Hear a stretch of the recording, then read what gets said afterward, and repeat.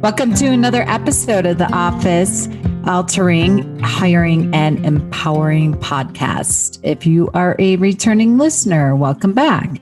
And if you're a first-time listener, hopefully you will become a long-time listener.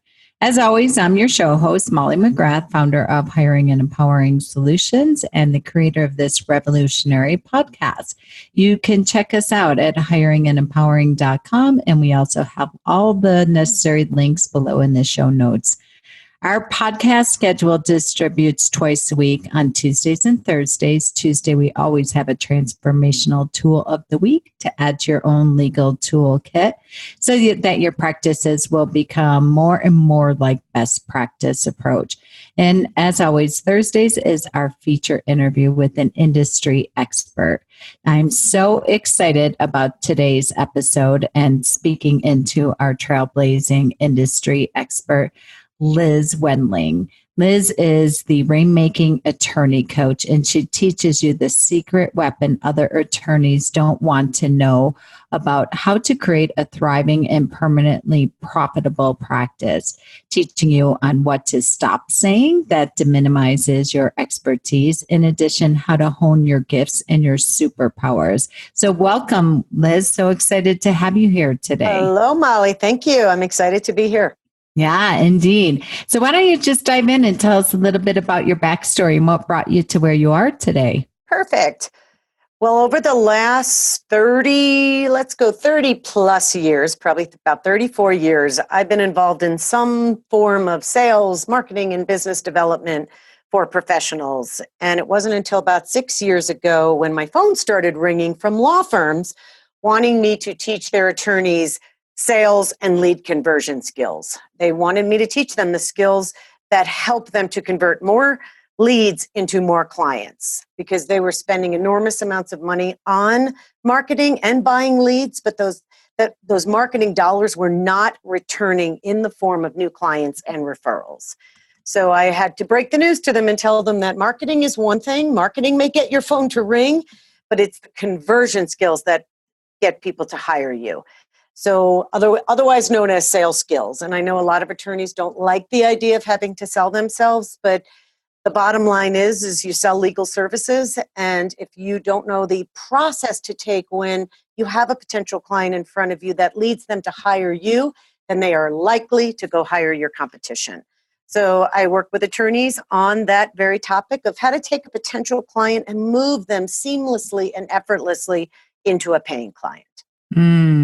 Love that. Love that. And I love that you use the combination of language and leadership as well as sales and conversion. And just to bring this together, I remember when you and I met, I think, it was on LinkedIn, which is such a powerful tool. That's a whole nother subject. And seeing some of the things that you're doing in regards to writing articles and speaking into the attorney industry, that's how you and I got connected. And then you helped me with my language in LinkedIn. I remember bringing you on as a professional consultant to support me with everything from the words that I was using in my bio to explaining what I do. You were reading some of my blogs and my emails that I was sending out, and I just loved it because it's interesting. I just use that term because it's we'll talk about that. You said to me, you're like, stop using the word love. And I was using it all the time. And it's fascinating. That's a word I just picked up now. But and then Liz and I also worked on a committee for, just did a really big event in Women in Leadership. And Liz was a panel speaker at that event here in the Denver area. And I know that you just had amazing reviews across the board in regards to your breakout session that you provided as well. It was a great day. Thank you. Yeah. So I know we've talked a lot about words, and today's topic is about mastering the language of leadership, how to gain respect, credibility, and influence through your choice of words. And as I said, there you had sent me a couple articles when you would read my emails. One would be don't use the L word, meaning love. Another one was the F word, follow up. And I know that's a lot of times what I love is how you pointed out in some of the language that I was using was coming across as weak, passive, maybe wishy-washy, not really putting me in the driver's seat as an expert, and or because I think, and I know a lot of attorneys can resonate with this, I had such a fear of my words coming up too pushy, abrasive, self-serving, arrogant. And I hear that from attorneys a lot of time as well when I speak with them. So can you talk to us about how to balance those two extremes in a powerful way of communicating that combines confidence, strength, authority, authenticity, but also compassion and empathy, which many attorneys are really, really committed to coming off to distinguish it, because we're in the personal services industry and distinguishing themselves in the marketplace and how they can stand out and look like a leader in regards to what they say and how they say it to matter more now than ever. Well, I believe every one of us is a leader, whether we're leading a team, employees, a meeting, a project, all the way to leading sales conversations or attorney consultations. We're leading every day through our words and our actions. And your ability to lead and communicate effectively will determine if people trust you, buy from you, like you, follow you, listen to you, or completely dismiss you. And I watch so many professionals not produce the results they desire because of the way they're showing up and communicating is getting in the way.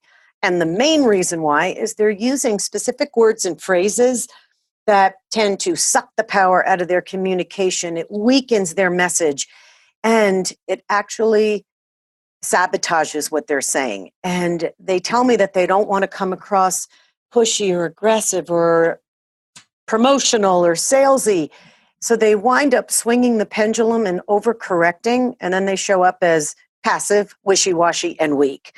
So like you mentioned, there's that place in the middle, that beautiful spot in the middle, that magic in the middle of being not too pushy and not too passive, but how do you stand up in that conversation and be confident through your words, powerful, strong, and authentic?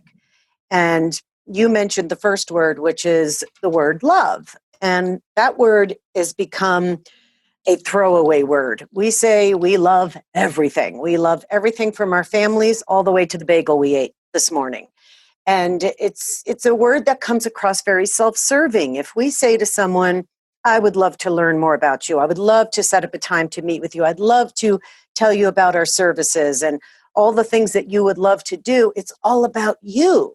It really isn't collaborative. It doesn't bring anyone else into the conversation. It doesn't allow me to invite you to a conversation. I'm telling you what I would love to do to you. And so for the people who say, I don't want to be pushy or sound self-serving, continued use of this word will make you sound just like that. So it's hard to believe that one little 4-letter word can do that, but we're using it so much these days in the wrong context. So I always tell people, love your family, love your babies, love the planet, love the people you're with, but keep love out of business. There's another way to say it that draws people in versus pushes them away. And what is that way? What else can you say? So that's a great question. Instead of making it about you, you want to take the I out. You want to take yourself out of it and invite the other person in. So instead of saying, I would love to meet with you, you can ask someone, how do you feel about getting together? How does your schedule look like for a meeting? What does your calendar look like for us to get together? Is there any way we can sync up our calendars? It has to be about us. Otherwise, it's me telling you what I want to do to you. And what it does to the other person is it puts them on the spot. When someone says, oh, I'd love to sit down and talk to you. Well, what if I don't have time to do that? Or if I put it in an email, chances are people will delete that email because they don't know how to answer that. It's all, you haven't invited me, you just told me what you want to do. That comes across very self-serving. And in sales, we don't want to do that. Or in any selling situation or a conversation, we want it to be collaborative. Wow. And it's a hard habit to break. It is so hard. It is. I say that word all the time. And I have your article hanging right here above my computer.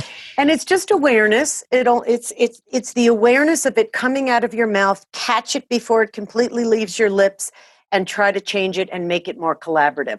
All the way to even Molly, when you say to someone, I love your hair, I love your boots, I love your dress, I love your tie. We still even make the compliment about us. What I love, instead of saying, your hair is beautiful, that dress looks great on you. It lands differently, and it's all about the impact that we can create. So if I say your dress is beautiful, it actually lands completely different on you versus if I said, I love your dress. It's not the same. And if I said, how do you feel about getting together and having a meeting regarding X, Y, and Z versus I would love to sit down and talk to you, it just lands better for the other person and invites a conversation versus shuts it down. Even saying do not start with I, take I out of it, because to your point, when you say I would love, I would like, I would, whatever, insert any word, it's just communicating no sense of urgency. Number one, that you are going to push you're not even telling the person or the invitee what the intention of the meeting is either. So it seems like if you have absolutely nothing to do today and I have nothing important to say or do, let's sit around and coffee clutch. Very true. And it doesn't get us very far. We wind up having to either send another message, pick up the phone, and leave another voicemail, and it still doesn't move the needle. And this is just one of the many, many language phrases and word choices that we use that diminish our message, and it doesn't move the needle. So the language of a leader and understanding that what you say and the impact that it has is what moves the conversation forward. And I listen to too many professionals tell me, I don't understand why people won't get back to me. And I send email after email and no one responds. And then I always say, well, why don't you read me the last 3 emails you sent that person and let's see what's hidden under the surface. And every time it's I, here's what I want from you. I'm good at this. I can help you with that. And it's all self-serving. So why would somebody respond to something like that? Yeah, I know you did that with me. And one thing that I would start all of my emails with, I trust this message finds you well. And you may take that starting sentence out and say, happy Tuesday or whatever day of the week it is, and then communicate. Would next Tuesday work for you? What day works best for you? And get right to the point, especially in this day and age when people, many people read their emails on their phone and there's a preview where it just shows that first sentence or two. So if the first sentence is, I hope this message finds you well, I'm going to scan over that to maybe somebody who is more direct. They're very confident in their communication. They're very clear, concise, well communicated. And I have 10 emails that are on the above of the fold on my phone. And 5 of the 10 say, I hope this message finds you well. I would love to meet with you, blah, blah, blah. And then there's 2 that say, does next Tuesday work? You're like, work for what? That's the first one you're going to open, right? That's right. Well, I call those fillers. Those are the filler words before the facts. And they come across, they are the most common email and voicemail opening lines. I hope you had a good weekend. I hope this email finds you well. I trust you're having a good day. I trust you're having a productive day. Hope all is going well for you. Those filler words, again, here we go, self-serving, they're for you. They're not for the other person. The other person rolls their eyes and says, oh my God, another cheesy, phony line. Do you really hope that I had a good weekend? Now, I am not suggesting that people be rude. I think you can be very nice. You can put that at the end of the email, but don't start with that. Don't send a message that I'm trying to be nice, I'm trying to soften this message, and I'm about to waste your time. Nowadays, we've got about 3 seconds. Get to the point. Skip over this. It doesn't do anything but make you feel better by typing out a sentence that says, I hope you're doing well.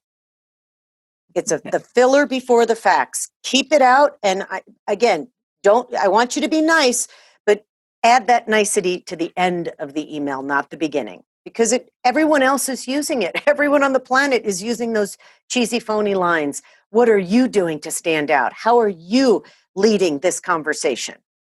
Not pulling out a technique from 1982 that has been around for decades.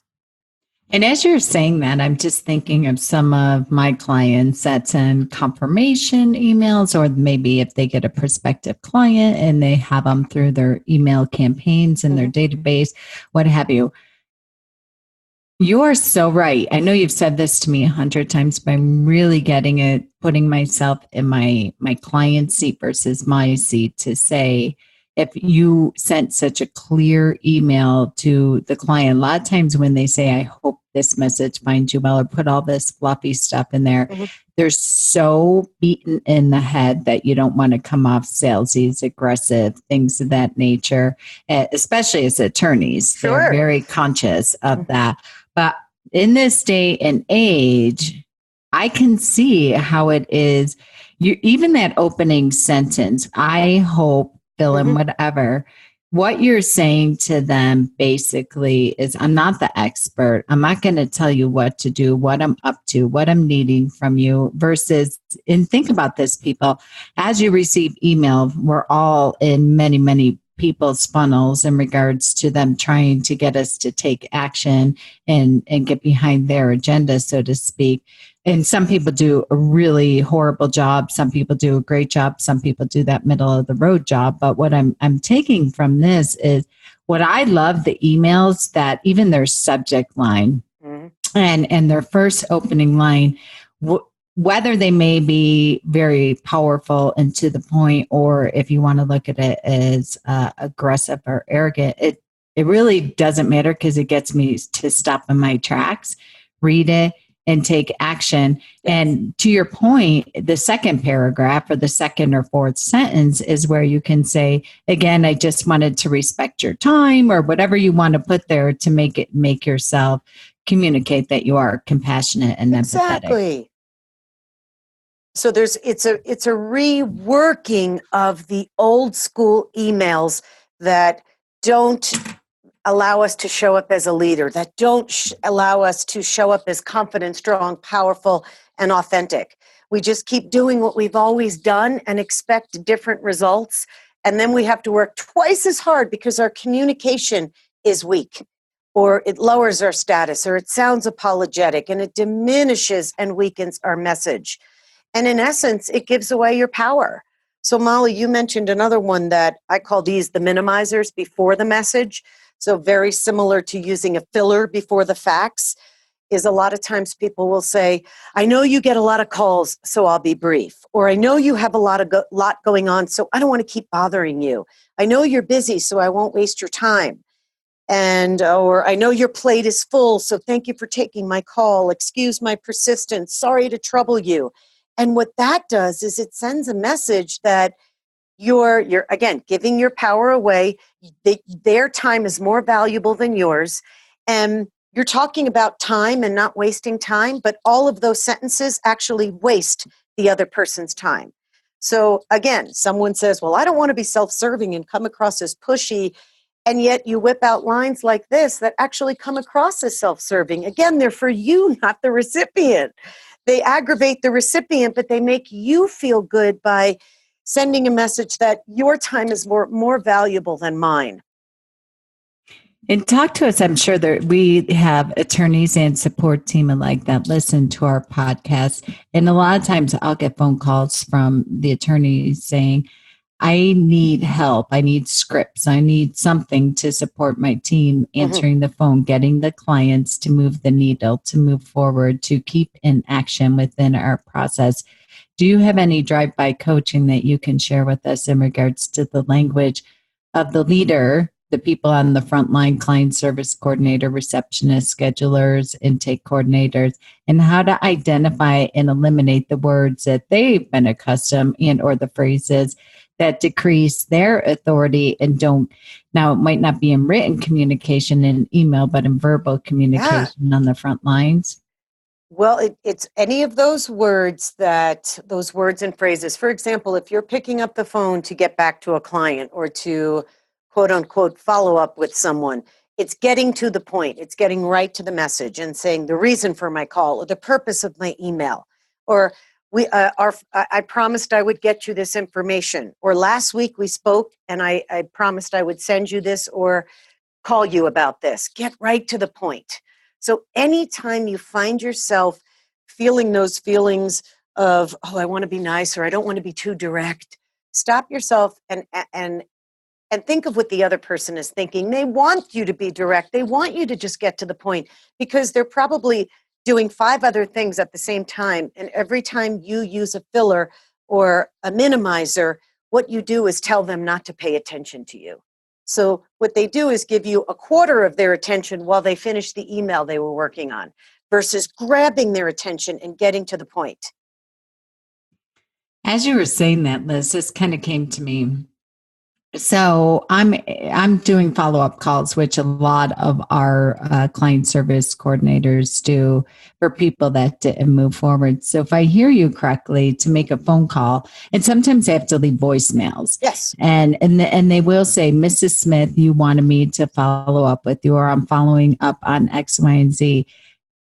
Am I hearing you right that it's more effective to, let's just even role play leaving a voicemail, which I do constantly. Mm-hmm. You were, hello, this is so-and-so from X, Y, and Z law firm. You were in our office on Tuesday, and get to the point. And I wanted to follow up with you because the attorney's calendar is booking up. You indicated you wanted to make an appointment and not go into the fluffy things that we go, because sometimes do you think they delete it before they even listen to your ask? Or they start doing something else while they're trying to get the sentiment of your message. It's like, get to the point. So take it. You have their attention. They're listening to your voicemail. You have about 3 seconds to grab their attention and keep it. So reason for my call, or the purpose of my call, is to reconnect with you regarding this, this, and this. Take out follow-up, touch base, reach out, checking in, because you're already doing the act of following up, touching base, reaching out, checking in. Why do you have to tell them you are? You already are. And again, the next message comes in and they say, hi, Mary, I'm just following up. We're coming to clean your air filters tomorrow. And then the next message comes in and says, hi, I'm just following up to come in and change the toner in your...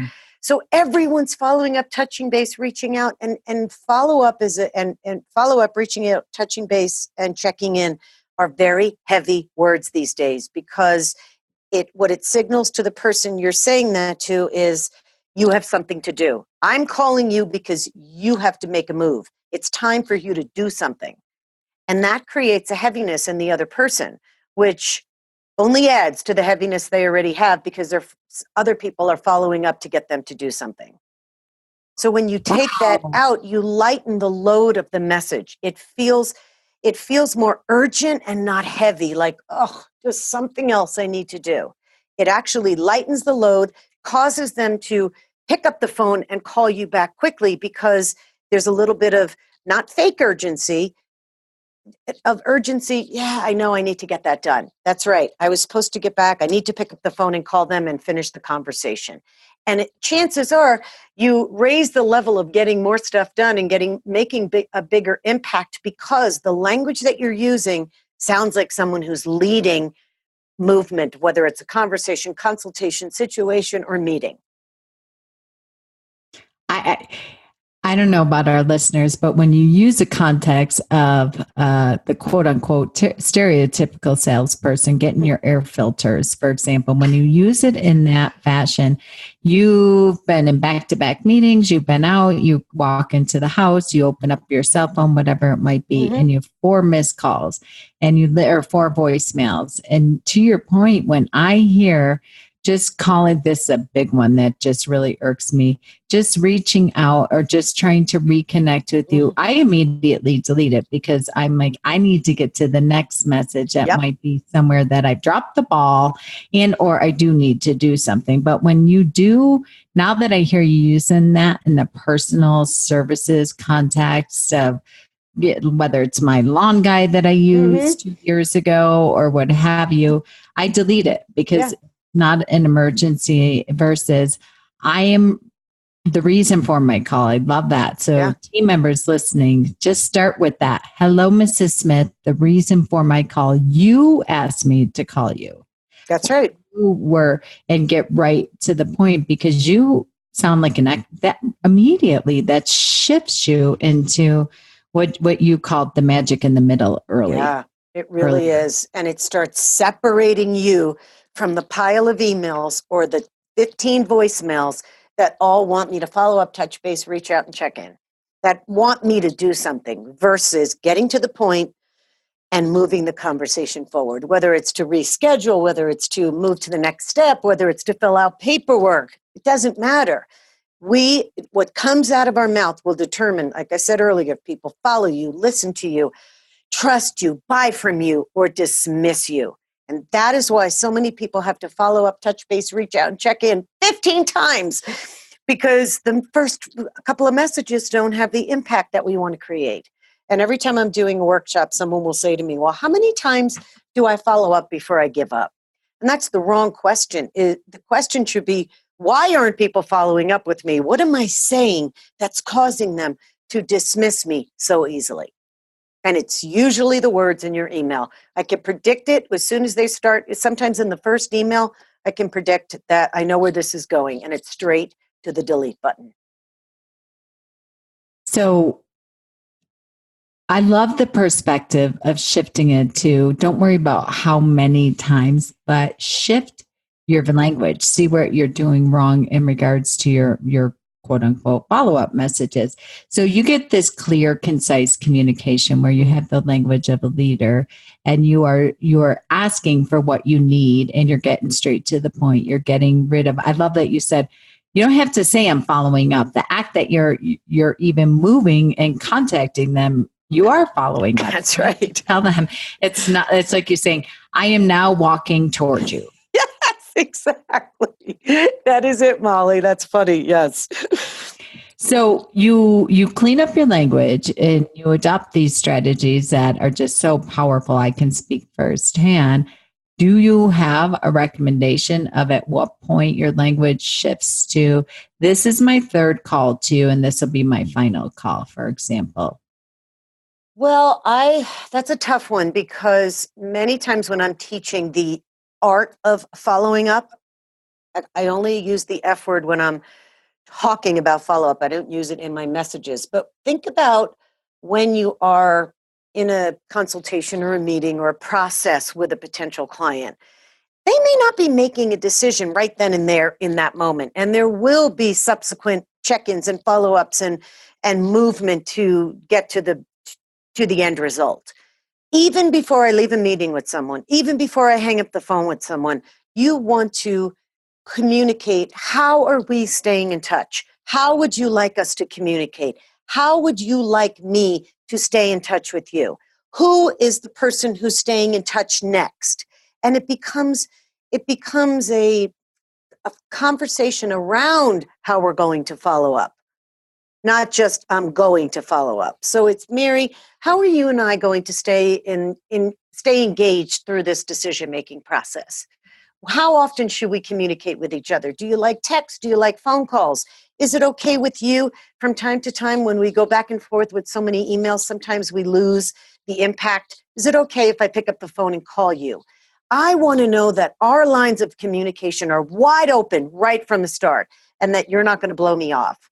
So I never say to someone, you better not blow me off. What I say is, it's really nice to stay in communication with someone, and we respect each other's time, because the last thing I want to do is just keep bloating your inbox with follow-up messages. I'd rather have a great understanding of how you and I are going to move forward. Mm. And you set the tone, the energy, and the intention of how two human beings are going to communicate with each other moving forward.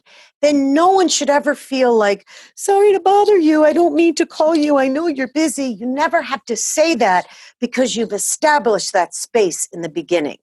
So if you have to follow up 3, 4, 5, 6 times, you've missed the biggest part of how to follow up and establish that space. In the beginning. So you're not All the way in the setting beginning. tone. Yeah.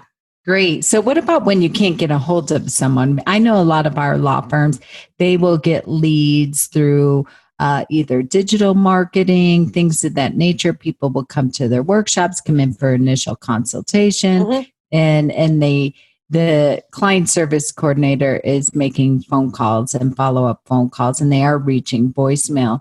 One of the strategies that I've always taught is people, you have to train people how to behave. And so you can set that expectation up front. Here's our process. You're going to come in. Susie's going to follow up with you. She's going to make phone calls to you. Our recommendation is you pick up, you just answer her phone, let her know where you stand, etc. Because we have many, many people calling into our office just like you, and our calendars are booked out 3 weeks, and which is very true. It's not manipulation for most attorneys. But I tell them to say, whatever you're going to establish, 3 phone calls, whatever it might be. I love shifting your language. Don't even say about follow-up. So hopefully our listeners will adopt that immediately. But on that third or whatever your process is, do you think it's acceptable to say, okay, Mrs. Smith, this is my 3rd phone call to you, and basically we're not going to bother you anymore. We're not going to be not bother you, but we're not going to be following up with you anymore. We're moving on to the next person. Is there a way to say that, to communicate to the person? Because I think a lot of times, and I don't know about you, when you do get people making these follow-up phone calls, if you're tight on time, you're like, I'm not going to do anything because I know they're going to call me again in a week or 2, because that's just how this game's been going. That's right. Well, and that's a great question. But so it starts with the team, or it starts with the attorney in that consultation room or in that meeting, saying our firm doesn't like to drop the ball on conversations like this, or I'm not the type of attorney who drops the ball on conversations like this. For example, if it's a divorce attorney, we don't drop the ball here on people who come in, invest in a consultation, and sit down with an attorney for an hour. So here's what our process looks like, or here's how we like to communicate moving forward. I want to invite that person into my follow-up and say, is it okay if we call you? Well, typically we like to send an email within 24 to 48 hours just to get a sense of how you're doing or where you are in the decision-making process. And then that person feels like they're involved in it. And at any point they can say, you know what, give me a week. 2 days is not enough time. I'm going to meet with 3 other attorneys next week. Give me a little bit of time. Or no, it's okay to send me an email or pick up the phone and call me. You could leave a message.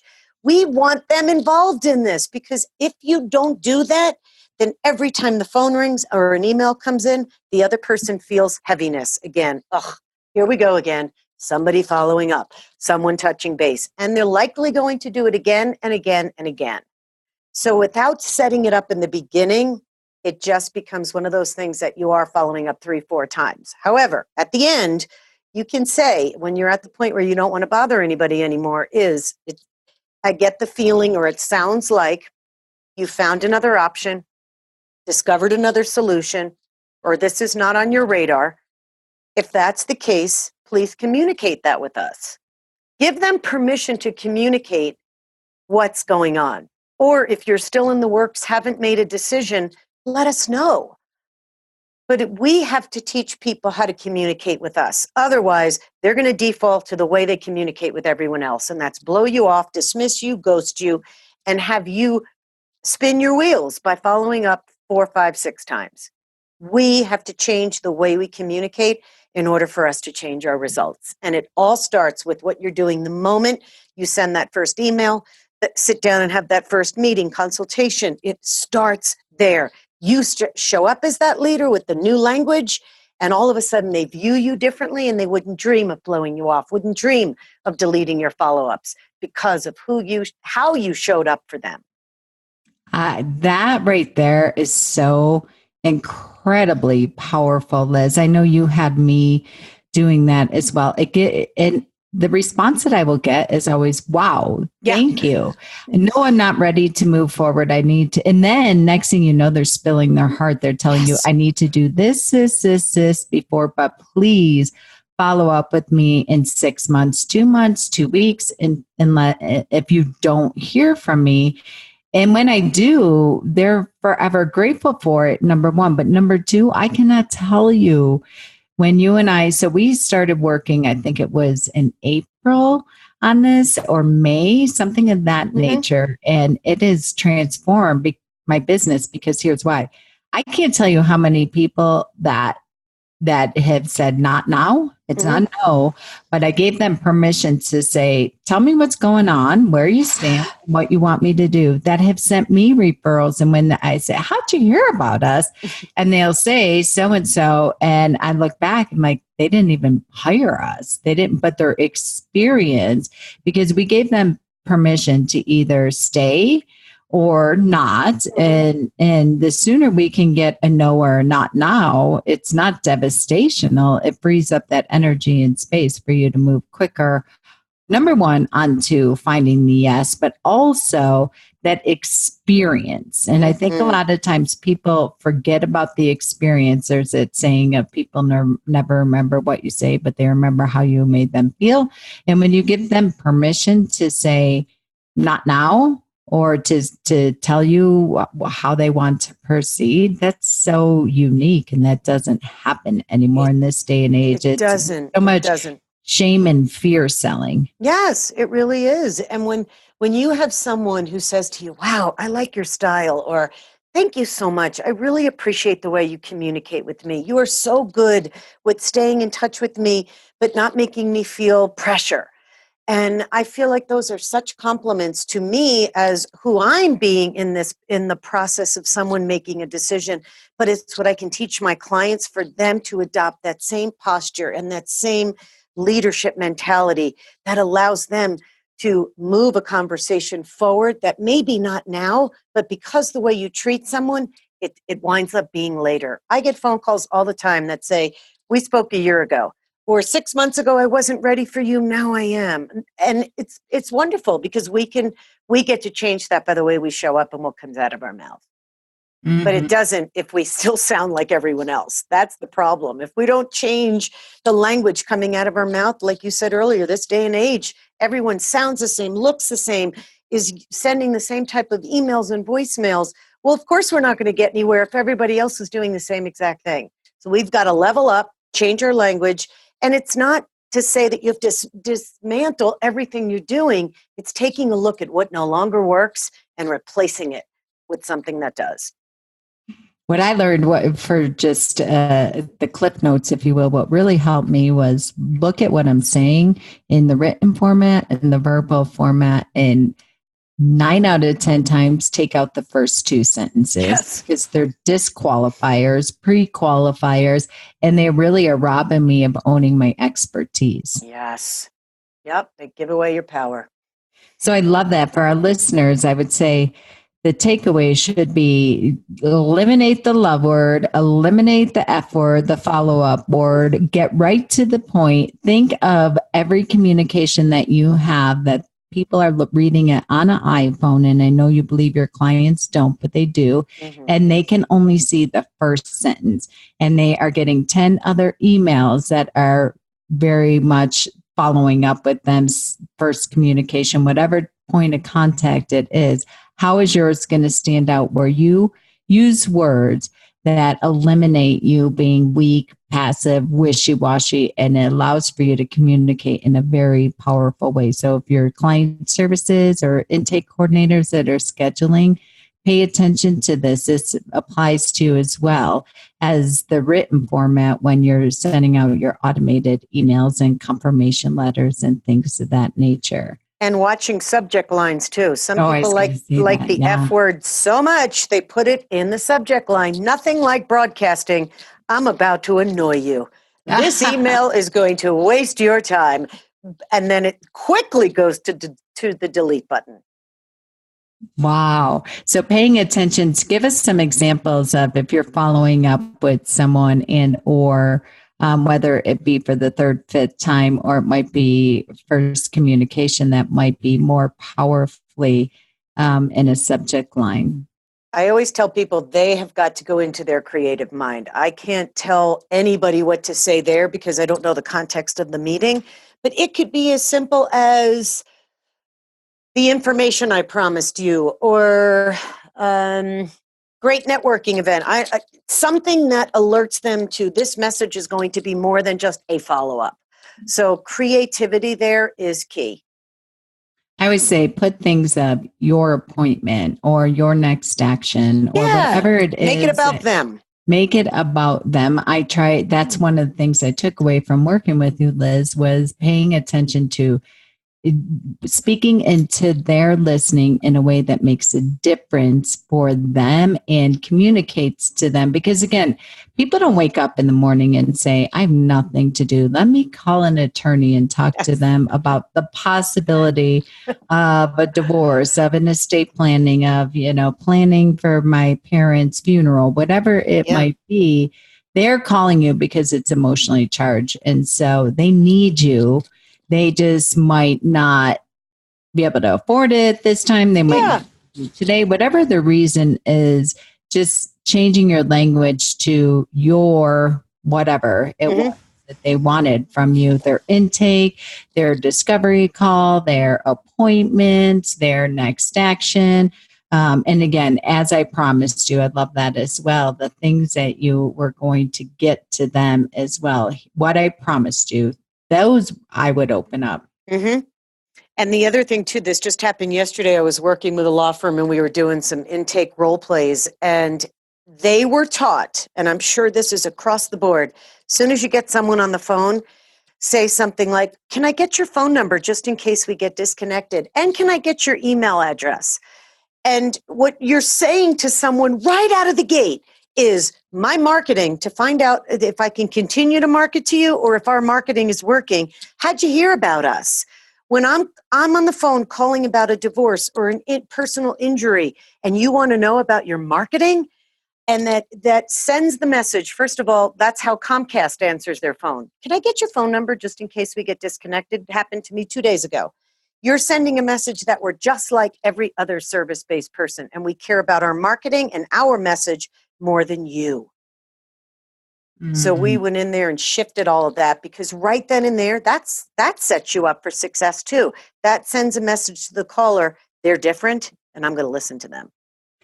Well, it made me think, okay, so you eradicate all that out of your communication and you start with connection first and foremost, and you transform your opening 2-3 minutes, seconds of that conversation.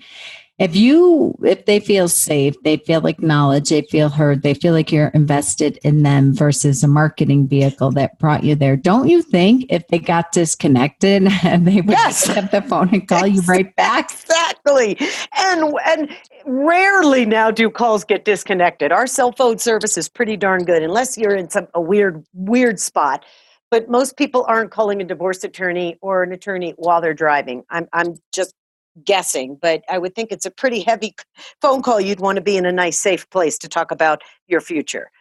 So sending a message to someone that you really don't care about us yet until you hire us is one way to have people hang up the phone and go call another firm. It's the quickest, most effective way to give your marketing dollars to another firm. Great.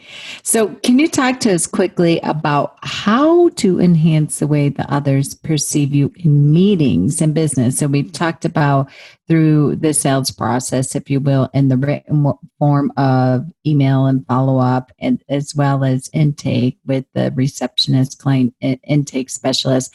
Can you talk to us about how to enhance the way others perceive you in meetings and business conversations and sales situations when you're face to face? Oh, yes. And I actually write about this in both. I do have 2 books for attorneys, and both of them are on my website. But I do talk heavily about this because what you say in the first few minutes of a meeting or a consultation or a situation when you are with a potential client has to hit them with impact. It can't be what I call the Home Depot question. So what can I help you with today? Or what brings you in today? And I listen to enough role plays. That's how attorneys start their consultations. They don't realize that when someone is coming in, they're likely, this is their first time they're meeting with an attorney, the first time they're meeting to have a meeting with a divorce attorney, let's say, or even an estate planning attorney. It's the first time they're meeting with someone. the person that's coming in, your prospective client, doesn't know the path or what's about to happen in this conversation. Someone has to step up and be the leader of that conversation. And it's the attorney. It isn't the client. So being able to sit down, and I have quite a few examples in my books about how do you sit down, shake someone's hands, and start the meeting as a leader, not putting the pressure on the client to start the meeting. Leave out the Home Depot question and say, Mary, I appreciate you coming in today to talk about the details of your divorce. And I know conversations like this can be a little heavy and can be, you have to open up, but I want you to know that our conversation today is to help you gain some insight around this and that. And what I want to do is help you with this. I can talk about the process. Later on, we can talk about what the costs involved would be if you choose to move forward. So I call that an opening statement. Right away, out of the gate, you position yourself. Let all the other attorneys talk about the weather and the traffic and all that superficial banter and the Home Depot questions. When you start out with something like that, that tells them, I'm the leader. I'm going to take you through this conversation. I'm going to give you what you need. And if you choose to hire me, I'm going to show you how to do it. Wow. I almost said I love that. You caught yourself. I caught myself. All right. Here's what I heard in that is so often, and I'm thinking of myself, I even took my son to the doctor yesterday, and we had a new appointment, new dermatologist, fill out all this intake. When I was on the phone, of course, they asked me why I'm coming in, et cetera. Then I go in the office, spend 15 minutes filling out paperwork, walk in with the doctor, and the first question was, so what brought you here today?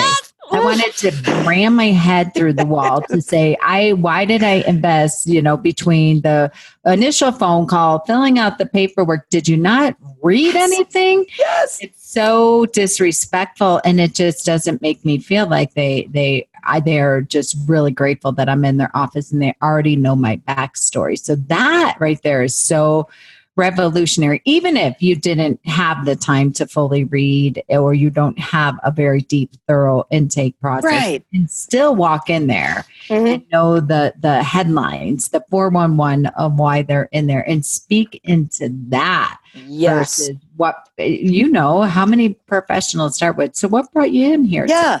It's so disrespectful. And nowadays it doesn't matter what industry you're in. Now we have, and I'm not saying this is permission to stalk your potential clients, but we now have the internet at our disposal to learn something about someone, to find out where someone went to school or look at their latest published article. Refer to something that's happening in their world. That's right in front of us. And like you said, I filled out all these forms. Even if an attorney says, look, I know you filled out these forms. It looks like you're here to talk about to start the divorce process. Let's get into that. At least you know why I'm here. I'm sitting in a divorce attorney's office and you ask me, why am I here today? That you might as well punch somebody in the chest at the same time you're asking that question, because you just hurt someone's heart. And you have an opportunity in that moment to rise to the top as quicker than anyone else by having that opening statement that positions you as a leader and someone who does this all day, every day, and knows how to move someone in pain into pleasure and to move them into getting past their pain.